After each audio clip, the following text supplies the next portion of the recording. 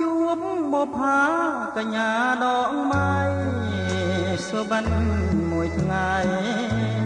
ស្រមៃមួយជាតិមិនយល់សោះឬមួយក៏ស្រី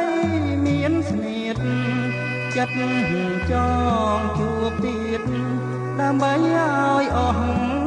ចិនដាមកណាត់ជួបស្រីជាថ្មីម្ដងទៀត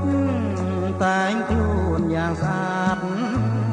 ជួបស្រស់កញ្ញា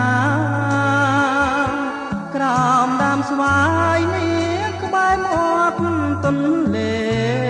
សង្ឃឹមម្លេះទេនឹកថាបានយល់ជាថ្មី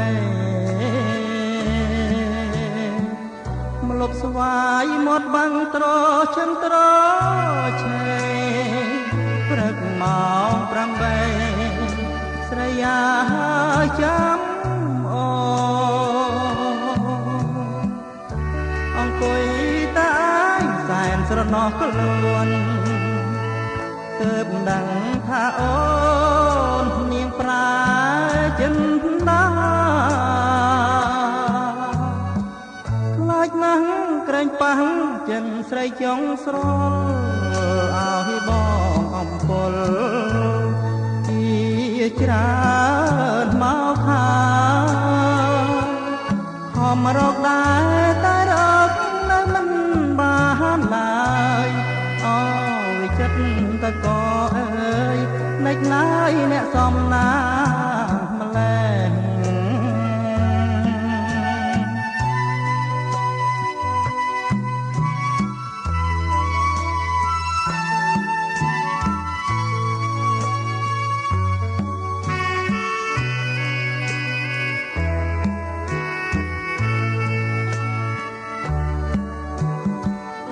លប់ស្វាយមាត់បាំងត្រ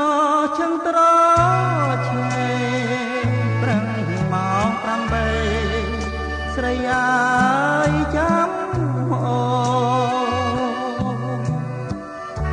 អង្គុយតែឯងតែនស្រណោះខ្លួនទើបដឹងថាអូននាងប្រាចិនដាខ្លាចណាស់ក្រែងប៉ះចិនស្រីចង់ស្រលឲ្យបងអង្គុលជាច្រើនមកហើយខំរកដែរតែរកនៅមិនបានឡើយអូយចិត្តតកអើយណេចឡើយអ្នកសំណា